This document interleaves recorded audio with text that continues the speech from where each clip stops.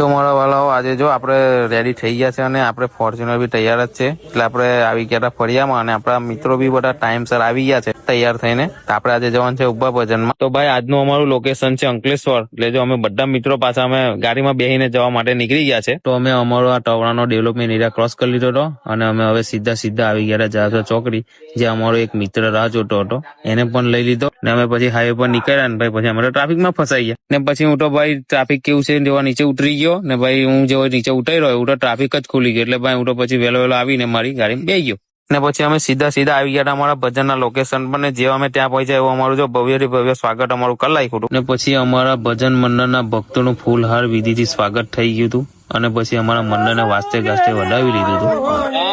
અને પછી આપણે આવી ગયા હતા પ્રસાદી લેવા માટે, કારણ કે મિત્રો એવું છે કે ભોજન વગર ભજન ના થાય ને લાઈનમાં અમે ઉભા થઈ ગયા હતા ભાઈ ને ત્યાં જ અમારી નજર પડી ગઈ હતી અમારા વલણના મિત્રો પર ને મિત્રો અમે પ્રસાદી લઈ લીધી હતી અને પછી અમે બધા મિત્રો સાથે મળીને જમવા માટે બેસી ગયા હતા ને જમીને તરત અમારા ભજન મંડળનો વારો આવી ગયો હતો એટલે અમે ભજનના મેદાનમાં આવી ગયા હતા અને દર વખતની જેમ ભાઈ અમારો સરકારી સોલો ચાલુ કરી દીધો હતો.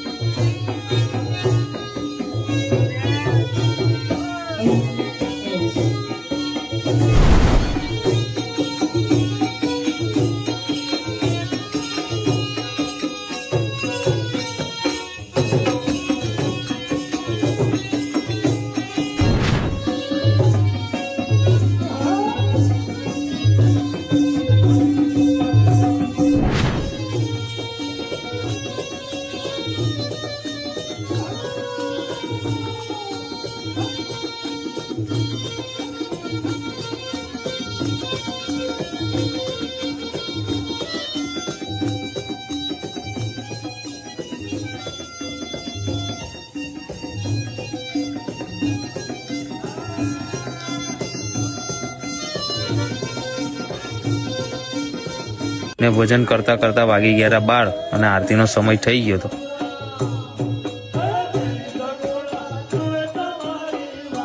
આરતી પટી ગઈ હતી અને ત્યાર પછી અમે ચા નાસ્તો કરી લીધો હતો ને આ મિત્રો દૂરથી આવેલા હતા ભાઈ એટલે એમને ઘેર જવાનું મોડું થતું હતું એટલે હાથ મલાવીને એમની જોડે વિદાય કરી નાખી.